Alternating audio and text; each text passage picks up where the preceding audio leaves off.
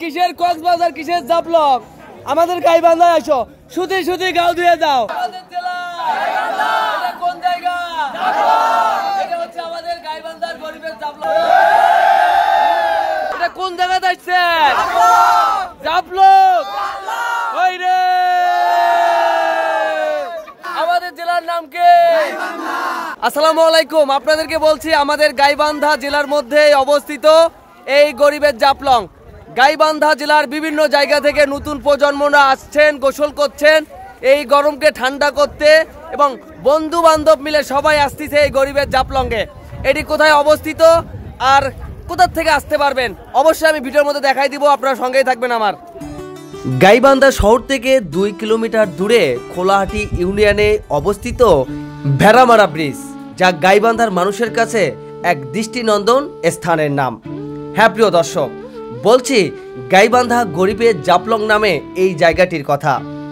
British আমলে নির্মিত rail ব্রিজটি।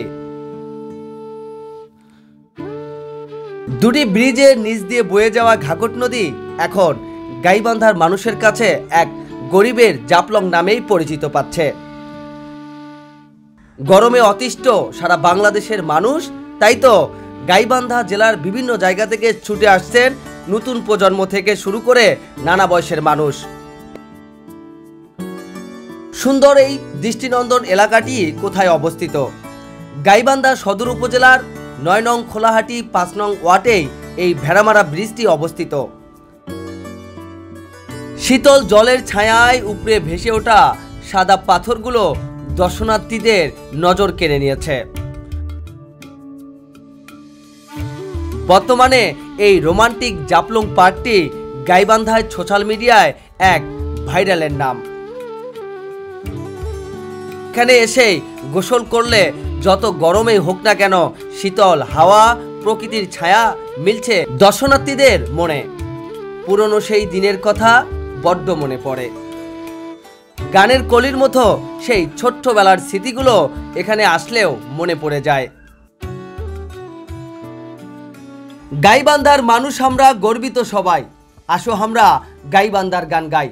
এক রূপসীর প্রেমে আমার মন বান্ধা, সুখের নদীর স্বপ্নটাতে নাও বান্ধা। হ্যাঁ প্রিয় দর্শক, আমাদের জেলা হচ্ছে গাইবান্ধা। গাইবান্ধার সকল মানুষের কাছে আবেদন থাকলো, সবাই ভিডিওটা শেয়ার করে বাংলাদেশের সকল ভালোবাসার মানুষের কাছে পৌঁছে দেওয়ার দায়িত্ব আমাদের গাইবান্ধার মানুষের। যে যেখান থেকে এই মুহূর্তে ভিডিওটা দেখছেন সবাইকে আমার পক্ষ থেকে অনুরোধ করছি, ভিডিওটা শেয়ার করে আমার ভালোবাসার মানুষগুলোর কাছে পৌঁছে দিবেন।